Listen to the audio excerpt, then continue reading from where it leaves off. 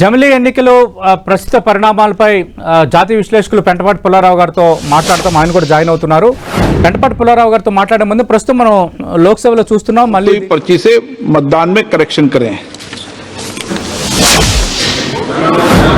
शुद्धि के अध्ययन दिन मत विभाजन परिणाम पक्ष में हाँ में 269, विपक्ष में 198।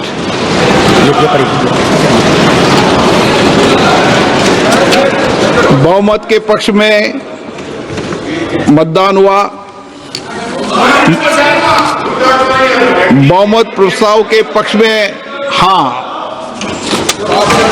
माननीय मंत्री जी, अब विधेयक को पुनः स्थापित करें। Honorable Speaker sir, with your permission, the Constitution's 129th Amendment Bill 2024, I introduce the bill. Item number 19। Honorable Speaker एक sir, मिनट में पढ़ूंगा। प्रश्न ये कि विधेयक को पुनर्स्थापित करने की अनुमति प्रदान की जाए। जो सदस्य इसके पक्ष में हाँ कहें, जो सदस्य विरोध में ना कहें। मेरे विचार में निर्णय हाँ वालों के पक्ष में, हाँ वालों के पक्ष में। मंत्री जी विधेयक को पुनर्स्थापित करें। Honorable Speaker sir, with your permission, I introduce the Union Territories Law Amendment Bill 2024. I introduce the bill, sir. Thank you. सभा की कार्रवाई आज 3 बजे तक के लिए स्थगित की जाती है।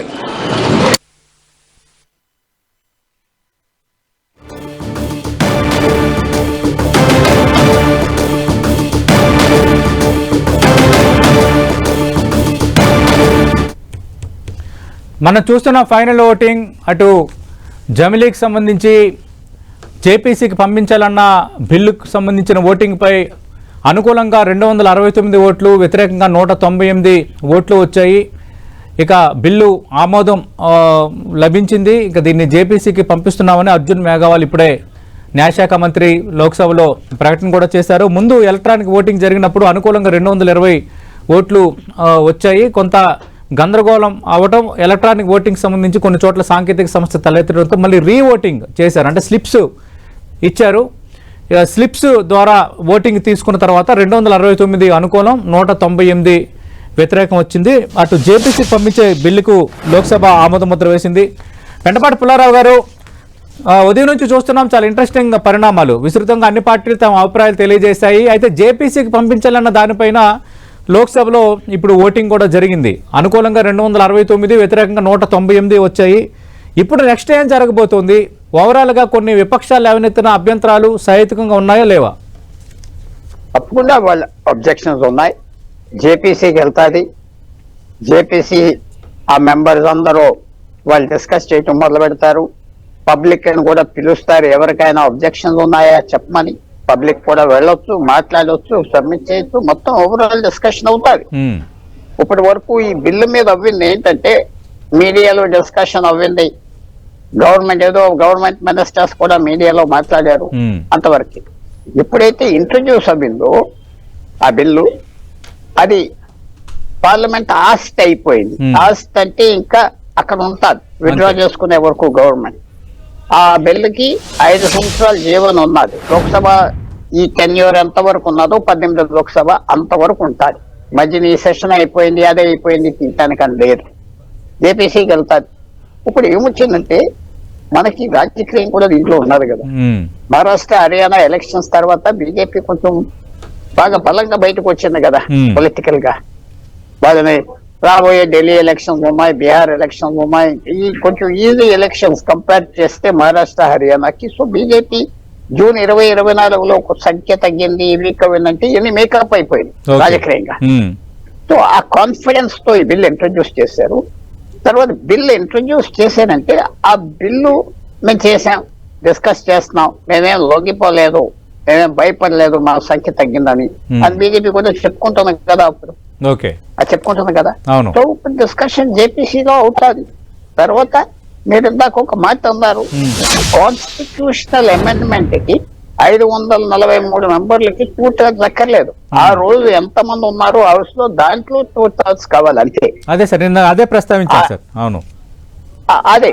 అందువల్ల ఇవన్నీ కొంచెం బీజేపీకి ఒక 3 నెలల క్రితం కంటే ఇవాళ అనుకూల పరిస్థితి కనపడుతుంది బిల్లు పాస్ చేయడం. తర్వాత అసలైంది బిల్లు మ్యాటరు డేటా మనం క్లియర్ గా చూసాక ఒక విషయం చెప్పదు.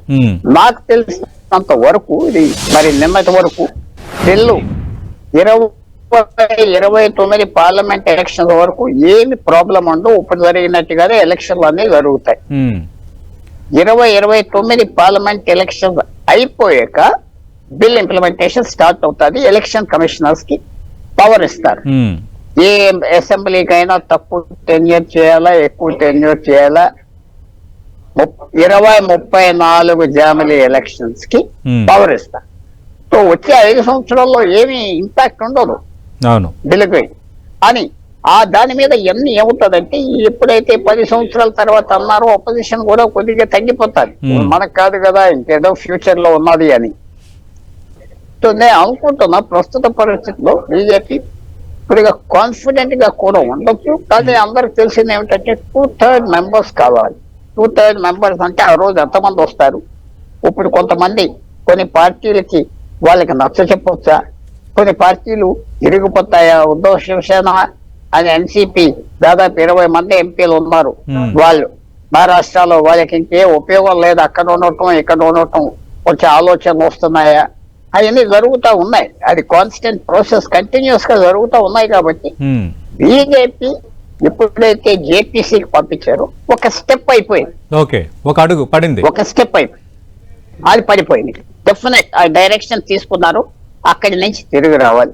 అది వాడి జేపీసీ వాడి మెంబర్స్ కన్విన్స్ చేసి కొన్ని పార్టీలకి మీకు భయం లేదు, ఇలా చేస్తాం అలా చేస్తాం, కొంచెం డిప్లొమాటిక్ గా చేస్తే కొన్ని పార్టీలు అబ్స్టైన్ కూడా అవ్వచ్చు. అబ్స్టైన్ అయినా పర్వాలేదు, అది ఓటు వేయకపోయినా ఆ రోజు మేము అబ్స్టైన్ అవుతున్నా మాకు సంబంధం లేదన్నా పని అయిపోతారు. సో మనకంటే ఇది వచ్చే 3 నెలలు అయిపోతుందా 2 నెలలు అయిపోతుందా అని నేను ఒక 6 నెలలు మినిమం టైం పడుతుంది అని నేను భావిస్తాను. 6 నెలలు 8 నెలలు మినిమం అంటే ఇప్పుడు జేపీసీకి బిల్లు వెళ్ళింది కాబట్టి జేపీసీలో కూడా ఓటింగ్ ఏమైనా ఉంటుందా, లేదంటే ఎంతమంది సభ్యులు మద్దతు ఉండాలి మళ్ళీ జేపీసీ ఆమోదం తెలిపి తిరిగి సభకు రావడానికి బిల్లు? ఎలాగో మెజారిటీ జేపీసీలో గవర్నమెంట్ కే ఉంటుంది. ఆ కమిటీ మెంబర్షిప్ మెజారిటీ ఉంటుంది. మెజారిటీ మొన్న వకాఫ్స్ కి ఎలా ఇచ్చారు, మెజారిటీ రిపోర్ట్ పార్లమెంట్ కి పంపించారు కదా, అవును, అలా మెజారిటీ ఉంటే సరిపడతాయి. సో మెజారిటీ ఎలాగో పార్లమెంటరీ కమిటీలో గవర్నమెంట్ కే ఉంటారు కాబట్టి ఏ సంఖ్య ఉండదా ఎంత ఉండదా ఆ బిల్లు తిరిగి లోక్సభ పంపించేది అయిపోతాయి. కానీ ఇందాక అమిత్ షా గారు చెప్పినట్టుగా ఆయన మనం డిస్కస్ చేద్దాం, ఇది మాది 1 వే కాదన్నారు, స్పష్టంగా అన్నారు లోక్సభలో ఆయన. ఆ లైన్ నిలబడితే ఈ బిల్లుకి కొంచెం మద్దతు వస్తుంది మిగతా పార్టీ ఒపోజిషన్ పార్టీ నుంచి అని మనం భావించాం. అది కొంచెం వాళ్ళ కన్సర్న్స్ కూడా అడ్రస్ చేస్తే అది తప్పకుండా అవుతుంది. ఎందుకంటే ఈ గత 3 నెలలు బట్టి కాకుండా కొత్త సంవత్సరం బట్టి డిస్కషన్ దేశంలో జరుగుతూ ఉన్నది కదా, కొత్త సబ్జెక్ట్ కాదు కదా. అవును, పబ్లిక్ 2 విషయాలుగా కొంతమంది అపోజ్ చేస్తారు, కొంతమంది సపోర్ట్. అంటే అమిత్ షా గారు ఇది సమైక్య స్ఫూర్తికి, ఇది రాజ్యాంగ సమైక్య స్ఫూర్తికి విరుద్ధము, ఇది ప్రధానంగా ప్రతిపక్షాలు లేవనెత్తున్న అభ్యంతరం. రెండోది రాష్ట్రపతికి ఎన్నికల కమిషన్ కు విస్తృత అధికారాలు రావటం అనేది కరెక్ట్ కాదు. దీనిపై అదే చెప్పాను కదా ఇందాక మీకు. 2029 తర్వాత ఎలక్షన్ కమిషనర్ కి పర్మిషన్ కావాలనుకోండి, ఒక అసెంబ్లీ ఆలస్యం చేయాలంటే, అసెంబ్లీ తొందరగా రద్దు చేయాలంటే రాష్ట్రపతికి రాయాలి, రాష్ట్రపతి పర్మిషన్ ఇస్తారు. రాష్ట్రపతి పర్మిషన్ ఇస్తారంటే రాష్ట్రపతి ఆలోచించుకుని కాదు, కేబినెట్ కి రెఫర్ చేస్తారు. కేబినెట్ అప్పుడు రిప్లై ఇస్తారు. అది కేబినెట్ ఏమంటారు, గవర్నమెంట్ మాకు మెజారిటీ ఉన్నది కదా లోక్సభలో, మేము రన్ చేస్తాం కదా అంటదా. ఏ గవర్నమెంట్ మెజారిటీలో ఉంటే ఆ గవర్నమెంట్ కి అధికారం కదా, కరెక్ట్ గా అంతే కదా. సో అందువల్ల ఆ అబ్జెక్షన్ పెట్టి రాష్ట్రపతికి పర్మిషన్ అవ్వద్దంటే ఎవరికి ఇమ్మంటారు? ఎలక్షన్ కమిషన్ కి ఇచ్చేస్తే ఎస్టిమేషన్ గా చేస్తారు కదా. అది పెద్ద అది ఆ డిస్కషన్ లో వస్తుంది. ఎందుకు పెట్టారు అలాగా, పూర్వం ఏమన్నా ప్రెసిడెన్స్ ఉన్నాయా, ఆ ప్రెసిడెన్స్ ఏంటి, ఇవన్నీ బయటకు వస్తాయి. ఇప్పుడు వచ్చే నెలలో ఇవన్నీ బయటకు వస్తాయి. నేను అనుకుంటుందా, నా వ్యూ అది ప్రస్తుతం రాష్ట్రపతికి ఎందుకు పెట్టారు, నీకు ఎవరికి పెడతారు? ప్రధానమంత్రికి పెట్టరు కదా, న్యూట్రల్ ఫిగర్ కాదు కదా. లేకపోతే చీఫ్ జస్టిస్ కు పెట్టాలి. చీఫ్ జస్టిస్ కు రోల్ లేదు కాన్స్టిట్యూషన్ లో. కాన్స్టిట్యూషన్ కాపాడేది రాష్ట్రపతి. సో రాష్ట్రపతికి అప్పచెప్పారు ఆ అధికారం. సో ఇవన్నీ step by step, line by line వస్తాయి. కానీ అన్నిటికంటే మీరు ముఖ్యంగా మైండ్ లో పెట్టుకోవాల్సింది, జూన్ 2024లో బీజేపీ పవర్ తగ్గింది, ఇమేజ్ తగ్గిందంటే మళ్ళీ డిసెంబర్ వచ్చేటప్పటికి కొద్దిగా రీకూప్ అయింది, కొద్దిగా మళ్ళీ క్యాచ్ చేసింది. అవును. సో అది మనం కాదు, అది ఓడిపోయారు అనుకోండి మహారాష్ట్రలో, హర్యానాలో, ఇక చాలా ఇబ్బందులు పడిపోయి ఈ బిల్లు ఇంట్రడ్యూస్ కూడా చేసేలా వదిలేదు. ఇప్పుడు ఆ కాన్ఫిడెన్స్ వచ్చింది, మనం ముందరికి వెళ్ళిపోవచ్చు, మనం ముందర ఇంట్రడ్యూస్ చేసేద్దాం, డిస్కషన్ అవుతాది. అంటే దీనికి టైం టేబుల్ మాత్రం ఉండదు. అంటే రేపు ఎల్లుండి తీసుకొచ్చి పెట్టేసి ఆ టైం ఉన్నది కదా, 2029 వరకు మీకు టైం ఉండాలి. 4.5 సంవత్సరాలు టైం ఉందండి. అప్పుడు మమతా బెనర్జీ ఎలక్షన్ అవ్వాలి, బెంగాల్లో ఆమె గెలవాలి, ఉత్తరప్రదేశ్ లో బీజేపీ ఎలక్షన్ అవుతాది, ఆ బీజేపీ గెలవాలి, తమిళనాడులో స్టాలిన్ ఓడిపోతే ఇంకో రకంగా వస్తుంది, గెలిస్తే ఇవన్నీ ఇంకా టైం ఉన్నది, చక్కటి టైం బీజేపీకి. పుల్లారావు గారు, అదే నేను అంటున్నా, అంటే ఇంకా టైం ఉంది కాబట్టి ఆల్రెడీ లేటెస్ట్ గా హర్యానా, మహారాష్ట్ర ఎన్నికలు జరిగే, లోక్సభ ఎన్నికల తర్వాత కీలక రాష్ట్రాల పరంగా చూస్తే, అలాగే ఇప్పుడు రానున్న రోజుల్లో మీరు అంటున్నట్టుగా బీహార్, ఉత్తరప్రదేశ్, పశ్చిమ బెంగాల్, తమిళనాడు ఈ ఎలక్షన్స్ అన్నీ ఉన్నాయి, చాలా కీలక రాష్ట్రాలు. ఇక్కడ మనం పశ్చిమ బెంగాల్లో తృణమూల్ కాంగ్రెస్, మమతా బెనర్జీ ఉన్నారు అధికారంలో, ఆల్రెడీ తృణమూల్ బిల్లును వ్యతిరేకిస్తోంది. తమిళనాడులో స్టాలిన్, డిఎంకే వాళ్ళు బిల్లును ఈరోజు వ్యతిరేకించారు, కొన్ని అభ్యంతరాలు వ్యక్తం చేశారు. వేరాజ్ బీహార్లో ఎన్డీఏ కూటమి ఉన్నప్పటికీ, బట్ వేరాజ్ ఇక్కడ మనం యూపీలో భారతీయ జనతా పార్టీ అధికారంలో ఉన్నప్పటికీ, ఒకవేళ ఈ బిల్లు మూమెంటం తీసుకుంది 2029లోనే లోక్సభ, అసెంబ్లీకు ఎన్నికలు జరగబోతున్నాయి అంటున్నారు. మరి ఈ మధ్యలో ఎన్నికలు జరిగే రాష్ట్రాల పరిస్థితి ఏంటి? అంటే 2029కి ఉన్న కాలాన్ని మాత్రమే కన్సిడర్ చేసి మళ్ళీ ఎలక్షన్స్ కి వెళ్ళడానికి స్టాలిన్, మమతా లాంటి వాళ్ళు ఒప్పుకుంటారా? ఒకవేళ ఒప్పుకోకపోతే పరిస్థితి ఏంటి? మమతా బెనర్జీ ఎలక్షన్ 26ని ఆమె గెలిచింది అనుకోండి, ఆమె కంటిన్యూ అవుతాది 31 ఏం చేస్తారంటే, అప్పుడు ఎలక్షన్ కమిషన్ కి బిల్లు పాస్ అవుతే అధికారం వస్తుంది. బెంగాల్ టర్మ్ 3 సంవత్సరాలు చేస్తారు, 31 పోటీ చేసి 3 సంవత్సరాలు తీసుకో అంటారు. అలాగే మహారాష్ట్ర, ఈ 4 రాష్ట్రాలు ఉన్నాయి, 2029 కలిపేయచ్చు ఎవరితో ఈ జరగబోయే పార్లమెంట్ ఎలక్షన్స్ లో. ఎందుకంటే బీజేపీ 2 రాష్ట్రాల్లో పవర్ లో ఉన్నది కదా. మీకు సింపుల్ గా చెప్తా, 2029 తర్వాత ఎలక్షన్ కమిషన్ కి రాష్ట్రపతి దగ్గర పవర్ ఉంటాయి. ఏమిటంటే దాని తర్వాత ఎలక్షన్స్ అసెంబ్లీకి వస్తే అవి తగ్గించాలి, ఆ ఫిట్ అవటానికి 30-34కి ఫిట్ అవుతారు. అదే పార్లమెంట్ పడిపోయింది అనుకోండి, మనం ఊహ చెప్తున్నా, పార్లమెంట్ ఎలక్షన్ ఎర్లీగా అయిపోయింది అనుకోండి, ఏదో కారణానికి 28కే వెళ్ళిపోతారు వీళ్ళు, గవర్నమెంట్ పడిపోయి. అప్పుడు వాళ్ళకి 33కు ఉంటుంది కాబట్టి టర్మ్. అప్పుడు ఎలక్షన్ కమిషన్ ఏం చేస్తారంటే, మీకు 33 నుంచి మీకు 34 వరకే టర్మ్ ఉంటుంది. చూడండి, అన్ని సమానం చేయడానికి 10 సంవత్సరాల టైం ఉన్నది. 10 సంవత్సరాల టైం ఉన్నది కాబట్టి ఆ ఇబ్బంది అంతా అనిపించదు సైకలాజికల్ గా అని నేను భావిస్తాను. ఇప్పుడు స్టాలిన్ ముఖ్యమంత్రిగా ఉన్నాడు, 26న ఆయన గెలవాలి, 26 గెలిచాక మళ్ళీ 31లో గెలుస్తాను రాసి లేదు కదా, మమతా బెనర్జీ రాసి లేదు కదా, అంత దూరం ఆలోచించలేం కదా మనం. అవును.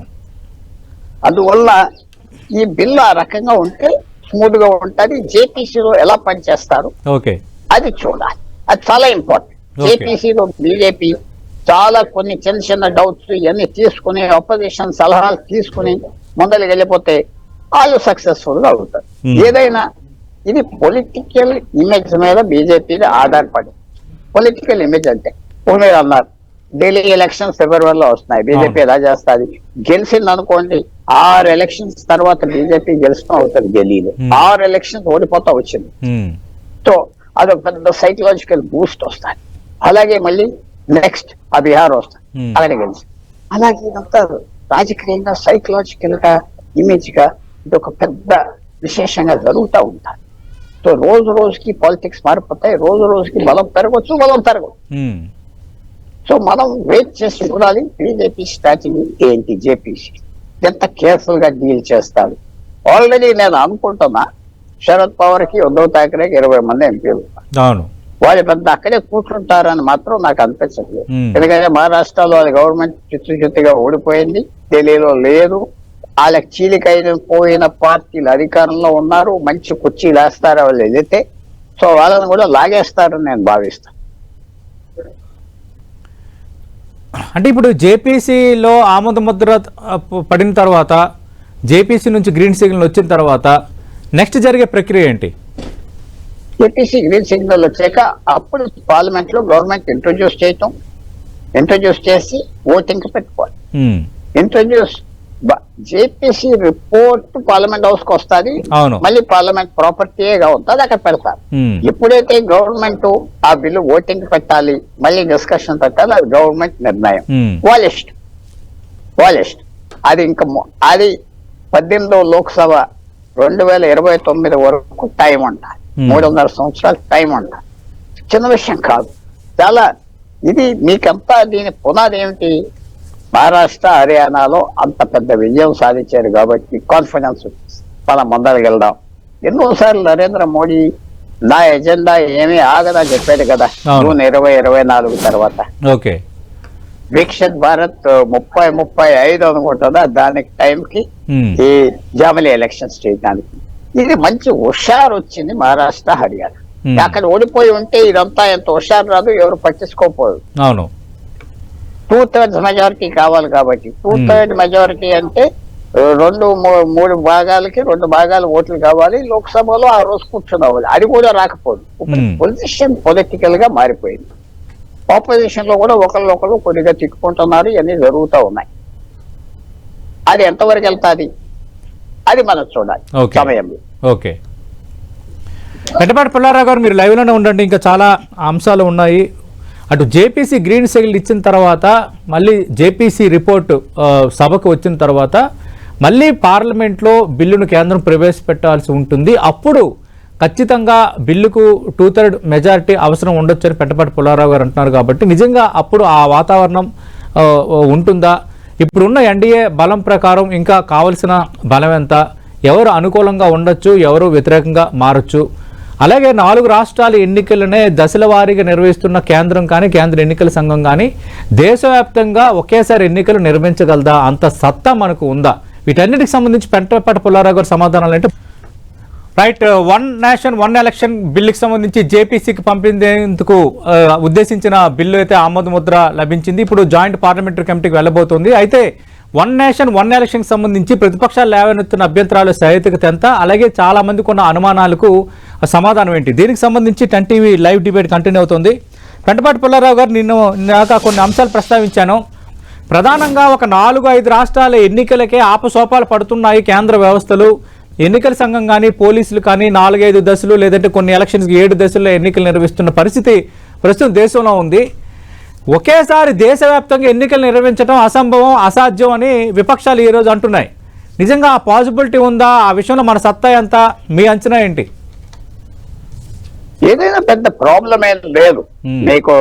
మీకు అదంతా టెక్నికల్ నాలెడ్జ్ ఉన్నది, సిబ్బంది ఉన్నది, ట్రైనింగ్ భారతదేశానికి 75 సంవత్సరాల ఎక్స్పీరియన్స్ ఉన్నది, ఎలక్షన్ మషినరీ ఉన్నది, సమస్త జ్ఞాపకం శక్తి కూడా ఉన్నది, ఇన్స్టిట్యూషనల్ మెమరీ అంటారు ఆ సంస్థ. ఇవాళ ఒక ఐఏఎస్ ఆఫీసర్, ఒక కలెక్టర్ గుంటూరులో కూర్చొని ఎక్కడో కరీంనగర్ లో కూర్చున్నారంటే ఆయన కొత్తగా వచ్చి దిగిన ఆయనకున్న ఎస్టాబ్లిష్మెంట్ జ్ఞాపక శక్తి ఉన్నది. అక్కడ పనిచేసే వాళ్ళు, కాగితాలు, సిస్టమ్ అందరికి తెలుసు, కంటిన్యూస్ గా అయిపోతుంది. ఇది ఇంకో విషయం మీరు చెప్పిన దానికి ఒప్పుకుంటా, ఎలక్ట్రానిక్ ఓటింగ్ మెషిన్ ఆర్డర్ చేసి తెచ్చుకోవటానికి 5 సంవత్సరాలు పడుతుంది. ఈ అన్నిట్లకి 5 సంవత్సరాలు. ఇదేదో రేపు మాపు ఇది సూపర్ బజార్కి వెళ్ళేది కొనేది కాదు. ఇవన్నీ కొని రెడీ పెట్టుకోవటానికి 4-5 సంవత్సరాలు పంచాలి, తీసుకొస్తారు. మనం మీకు ఒక చిన్న విషయం చెప్తున్నా. ఈలాన్ మస్క్ మన అందరికి తెలిసిన వ్యక్తి, అమెరికాలో ఏమన్నాడంటే కాలిఫోర్నియాలో ఎలక్షన్ ఓట్ కౌంటింగ్ కి 14 రోజులు పట్టిందా, ఇండియాలో 6 గంటలకు లెక్క పెట్టేసి పడేసారు, అంత పెద్ద దేశం అన్నాడు. మనకి ఇదేం పెద్ద విశేషం కాదు. 75 సంవత్సరాలు ఎక్స్పీరియన్స్ ఉన్న అది ఎలక్షన్ సంస్థ. 75 సంవత్సరాలు బట్టి ఒకే వ్యక్తి అక్కర్లేదు. ఆ జ్ఞాపక శక్తి, ఆ ప్రొఫెషనలిజం అలా వచ్చేస్తుంది, అంటుకునే సంస్థలు కంటిన్యూ అవుతాయి. ఇవాళ మీరు చూసేది ఇది పెద్ద, నేను అస్సలు విషయం అనుకోవట్లేదు. ఎందుకంటే 4 స్టేట్స్ గడిపారు, 100 స్టేట్స్ గడిపారు. అదే కాదు, అది సిస్టమ్ ఉన్నది. పార్లమెంట్కి వేస్తారు, అసెంబ్లీకి వేస్తారు. కొన్ని అన్ని రాష్ట్రాలకు ఒక రోజు పెట్టకపోవచ్చు, 15 రోజులు, నెలలు ఇటు ఎలా జరుగుతుంది కదా, నెలలు చేస్తారు, 2 నెలలు చేస్తారు. ఇది ఏం విషయం కాదు. తర్వాత మీరు ఒక మాట నేను జ్ఞాపకం చేస్తున్నా, జర్మనీ ఎలక్షన్ ఎక్కడ అవ్వలేదంటే మరి కష్టంగా ఉన్నది. మరి ఆంధ్ర తెలంగాణ ఒకరే కలిసి ఉన్నప్పుడు 99లో కలిపి నడిపారు. 2004, 2009, 2014, ఆంధ్రాలో 2019, 2024 జర్మనీ ఎలక్షన్ కళ్ళెదురుగా జరిగినాయి కదా. అది మర్చిపోతే ఎలాగా తెలుగు ప్రజలు? అంటే ఏ ఇబ్బంది వచ్చింది ప్రాంతీయ పార్టీ? మీరనేది వాస్తవమే. అంతకు ముందు దేశవ్యాప్తంగా అన్ని ఎలక్షన్స్ ఒకేసారి జరిగేవి. ఆ తర్వాత అది ప్యాటర్న్ దెబ్బతింది, మధ్యలో కొన్ని ప్రభుత్వాలు పడిపోవటం, రాష్ట్రపతి పాలన, ఇలాంటి కారణాల వల్ల. కానీ ఇప్పటికీ కూడా మన రాష్ట్రాలు తగ్గిపోయాయి కదా. ఇప్పుడు లోక్సభకి, అసెంబ్లీకి జరిగే ఎన్నికలు జరిగే రాష్ట్రాలు మనం వేల మీద లెక్క పెట్టవచ్చు, 4-5 రాష్ట్రాలు మాత్రం ఉన్నాయి. కానీ ఇప్పుడు దేశవ్యాప్తంగా అన్ని రాష్ట్రాలకి ఓటింగ్ ఇప్పుడు జరపాల్సిన పరిస్థితి ఉంది, అసెంబ్లీ, లోక్సభ. అయితే వివాదం వచ్చా ఈ 4 రాష్ట్రాలకి, ఆ 4 రాష్ట్రాల్లో ఆ రోజు పార్లమెంట్ అసెంబ్లీ జరిగింది. ఎక్కడైతే పార్లమెంట్ ఎలక్షన్ జరిగిందో అక్కడ అసెంబ్లీ ఎలక్షన్ కూడా పెడతారు. అంతే, ఆ మెషిన్ లో నొక్కుతారు, ఆ సిబ్బంది ఉంటారు అక్కడ. చాలా సింపుల్ మ్యాటర్. తర్వాత మీరు అన్ని గట్టిగా మీరు ముఖ్యత ఏమి ఇవ్వాలంటే, ఇది ఈ సంస్థ జ్ఞాపకం శక్తి అని చెప్పాను, ఇన్స్టిట్యూషనల్ మెమరీ. ఈవేళ ఒక చీఫ్ సెక్రటరీ వచ్చి సెక్రటేరియట్ లో కూర్చున్నారు, ఆమె అంటే ఆమె ఏదో ఆ 70 సంవత్సరాలు అక్కడ పనిచేసి ఎక్స్పీరియన్స్ కాదు, ఆ 70 సంవత్సరాలు బట్టి ఆ జ్ఞాపకం శక్తి, ఆ పద్ధతి, ఆ సిస్టమ్ అలాగ వచ్చేస్తుంది. ఇది చాలా సులభమైన పని, ఈజీ పని. కౌంటింగ్ చాలా ఈజీగా అయిపోతుంది. 60 రోజులు పడుతుంది ఎలక్షన్. ఇదే ఒక్క రోజు, 1 day 1 ఎలక్షన్ కాదు కదా, 1 nation 1 poll అన్నారు. 1 nation 1 election, ఒక దేశానికి కూడా. అది ఒక్క రోజు అవ్వట్లేదు కదా, అది 30 రోజుల 60 రోజుల చేస్తున్నారు. ఆటోమేటిక్ గా అది మెయిన్ థింగ్ ఏమిటంటే ఇన్ఫ్రాస్ట్రక్చర్ తేవాలి. ఇన్ఫ్రాస్ట్రక్చర్ అంటే ఆ ఓటింగ్ మెషిన్స్ తేవాలి, కొత్త మెషిన్స్ తేవాలి, అవన్నీ తేవాలి. అది 5 సంవత్సరాలు పడుతుందని ఎవరో ఎక్స్పర్ట్స్ చెప్పారు. ఆ టైంకి తెచ్చుకోవాలి, ఇన్స్టాల్ చేయాలి. ఆ స్టాఫ్ కూడా అంతే, ఎవరు ఉన్నారు ఎంపీ ఎలక్షన్ వాళ్ళే ఉంటారు, ఇక్కడే ఆ పక్కనకి వెళ్ళి దానికి, అంతే కదా. అవును, అంతే కదా. అది ఆ టైం, అందువల్ల అది కాదు. మీరు మన రాష్ట్రంలో చక్కగా తెలుగు రాష్ట్రాల్లో చూసాం, ఏ ఇబ్బంది లేకుండా జరిగింది. అంటే పుల్లారావు గారు, ఈ నేపథ్యంలో ఓకే, లోక్సభ అసెంబ్లీకి ఆల్రెడీ 4-5 రాష్ట్రాలు కలిపే జరుగుతున్నాయి కాబట్టి మిగతా రాష్ట్రాలకు పెద్ద సమస్య ఉండకపోవచ్చు అని చెప్తున్నారు. Well and good. కానీ రాబోతున్న రోజులు ఇంకా అన్ని ఎలక్షన్స్ రాబోతున్నాయి కదా, కార్పొరేషను, మున్సిపల్, అప్ టు గ్రామ పంచాయతీ ఎలక్షన్స్ వరకు దాదాపు ఒకేసారి 6 ఓట్లు వేసే ప్రక్రియ అంత ఈజీగా ఉంటుందా? అది వేరే టైంలో పెడతారు. అవును, ఈసారి కలపరు. తర్వాత చిన్న విషయం కూడా నేను పర్సనల్ ఒపీనియన్ జ్ఞాపకం చేస్తాను. చాలా మందికి చెప్తే అందరూ అగ్రీ కూడా అవ్వారు. ఎవరంటే ఈ కట్టా పాస్ చేస్తారు, ఇది నీకు ఇష్టం లేకపోతే తర్వాత తీసేయి, మానేయి, అడ్జస్ట్ చేయి. మీరు పంచాయతీ రాజ్ బిల్ ఇంట్రడ్యూస్ చేశారు, మున్సిపాలిటీ ఇంట్రడ్యూస్ చేశారు, ఎలక్షన్ జరుపుతా అన్నారు, జరగట్లేదు కదా. యాంటీ డిఫెక్షన్ లో అన్నారు రాజీవ్ గాంధీ టైంలో. అలాంటి ఆ చట్టానికి నాలాంటి వాళ్ళు ఒపోజ్ చేస్తున్నాం, అది పని చేయట్లేదు అంటున్నాం. సో దీని మీద కూడా మీరు ఇంట్రడ్యూస్ చేశాక లోపాలు ఏమున్నాయి మనం దిద్దుకోవచ్చు, చేయొచ్చు. ఇది ఫైనల్ కాదు కదా, ఒకసారి చట్టం పాస్ చేస్తే అయిపోలేదు కదా.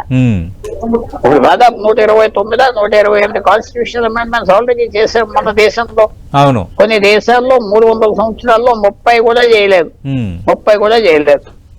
అందువల్ల మన దేశం రాజ్యాంగాన్ని మార్చుకోవడానికి చాలా ఈజీగా మార్చేస్తా ఉన్నాం కదా. అసలే ఆలోచన లేకుండా దీని ఇంపాక్ట్ ఏమిటి చేస్తున్నాం కదా. కొన్ని దేశాల్లో అలా చేయు. మనం పార్లమెంట్ బిల్డింగ్ 75 సంవత్సరాలకి అబాండన్ చేసి ఇంకో బిల్డింగ్ కట్టేసాం. బ్రిటిష్ పార్లమెంట్ 100 సంవత్సరాలు, అమెరికాది 200-300 సంవత్సరాలు. కదపరు, మారరు. మన మార్పుకి అంత భయపడుతున్నారంటే మన ఎంపీలు వాళ్ళు, మన రాజకీయ నాయకులు నాకు ఆశ్చర్యం వేస్తారు. ఇదే ఒక పార్లమెంట్ బిల్డింగ్ బట్టలు మార్చుకున్నట్టుగా మార్చేసారు, ఈజీగా మార్చేస్తారు. పార్లమెంట్ పాలిటీషియన్స్ కి ఎన్ని భారతదేశంలో మీరు అన్నది ఏంటంటే మీరని కాదు జనరల్ గా అయ్యి బాబు ఇది 1 నేషన్ 1 పోల్ వస్తుంది ఏమైపోతావు ఏమవ్వదు మీకు ఇష్టం లేకపోతే మానేస్తారు మళ్ళీ. ఇప్పుడు దీనికి టెక్నికల్ ప్రాబ్లమ్స్ ఉన్నాయి. మషిన్స్ తీసుకొచ్చి కూర్చోబెట్టాలి. ఆ లక్షల మషిన్స్ కావాలి, ఎలక్ట్రానిక్ ఓటింగ్ మషిన్స్. ట్రైనింగ్ చేయాలి, దానికి 5 సంవత్సరాలు పడుతుంది అంటున్నారు. అది చేస్తారు. ఇది ఒక ఎక్స్పెరిమెంట్. పని అవుతుందా పని అవదా? రాజ్యాంగం మనకి 1952లో వచ్చింది. పర్ఫెక్ట్ కాదు కాబట్టి మనం 120 సార్లు మనం మార్చాం. 120 సార్లు మార్చాం. కొన్ని దేశాలు, ఫ్రాన్స్ లాంటి దేశాలు గత 100 సంవత్సరాలు 4 సంవత్సరాలు కాన్స్టిట్యూషన్ మార్చేశారు. సో ఇది మనం టెక్నాలజీ తీసుకుని మనం పరిస్థితి తీసుకుని ఒక ఎఫర్ట్ చేస్తున్నారు. ఇది మంచిదా చెడ్డదా మనకు తెలిసిపోతుంది. మా వ్యూ ఏమిటంటే నలుగురు ఎక్స్పెరిమెంట్ చేస్తున్నారు, చూద్దాం. టెక్నికల్ గా ప్రాబ్లం లేదు, టెక్నికల్ గా ఈజీగా అయిపోతుంది. తర్వాత 27లో చేసేస్తున్నాం, 28లో చేస్తున్నాం అంటే అది చాలా కేవస్, అరాచకం అవుతుంది. 34లో చేస్తామంటే మీరు ఆలోచించండి. 1931లో మమతా బెనర్జీకి నీ టర్మ్ 3 సంవత్సరాలు ఉంటుంది, పోటీ చేస్తే మానేస్తే మానే అంటారు. నీకు 5 సంవత్సరాలకు పోటీ చేయి ఎమ్మెల్యేగా తగ్గించట్లేదు కదా. అంటే ప్రభుత్వ కాల పరిమితిని, అటు 5 ఏళ్ల ప్రభుత్వ కాల పరిమితిని రద్దు చేయటం అనేది ప్రధానమైన రాజ్యాంగ ఉల్లంఘన. ఇది ఈరోజు దాదాపు అన్ని విపక్ష పార్టీలు లేవనెత్తింది, ప్రధానంగా డిఎంకే, తృణమూల్ ఇవన్నీ. అది కరెక్ట్. అది ఆ టర్మ్ ఒక్క టర్మ్ కి ఆ 3 సంవత్సరాలు 4 సంవత్సరాలు 4 సంవత్సరాలు 6 నెలలు లిమిట్ అవ్వేది ఆ ఒక్క టర్మ్ కి. 2034 వచ్చాక మళ్ళీ అన్ని 5 సంవత్సరాలు అయిపోతాయి.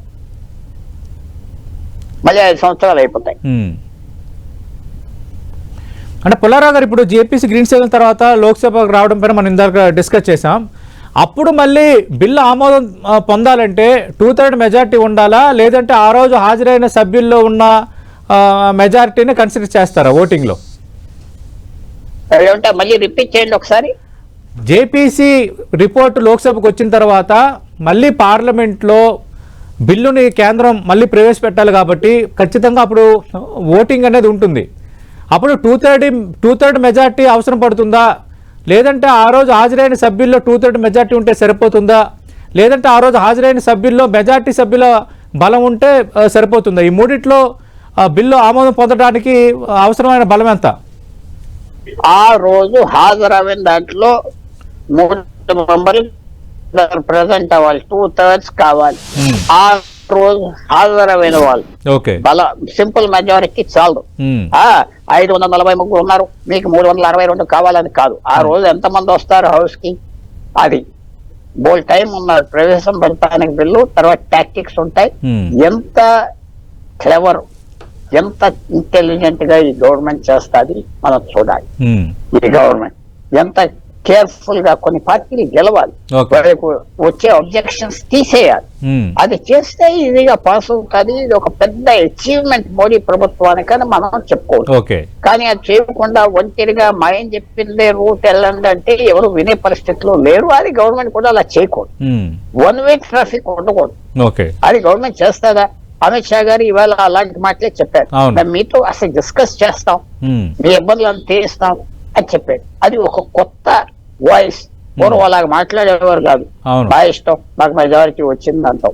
సో ఇది మనం వాళ్ళ తరఫున ఈ అడ్వాంటేజెస్ ఉన్నాయి. డిసడ్వాంటేజ్ ఏంటంటే 1 వేగా వెళ్తే మాత్రం వ్యతిరేకత వస్తుంది. ప్రజలు ఏదో మోసం జరిగిపోతుంది అనుకుంటున్నారు. కాబట్టి జేపీసీ ఒక మంచి అవకాశం. చక్కగా బిల్లు మోడిఫై చేసి తీసుకొస్తే మంచి అవకాశం ఉన్నది, పాస్ అవుతారు. Right. Thank you Pentapati Pullarao గారు, మీ విశ్లేషణ అందించారు. 1 నేషన్ 1 ఎలక్షన్కి సంబంధించి మనం చూస్తున్నాం, ఒక అడుగు పడింది, ఇక ఎవరు ఆపలేరు అని పెంటపాటి పుల్లారావు గారు చెప్తున్నారు. అటు జమిలీ ఎన్నికల నిర్వహణ అందరూ కష్టం అంటున్నారు, కానీ చాలా సులభమే.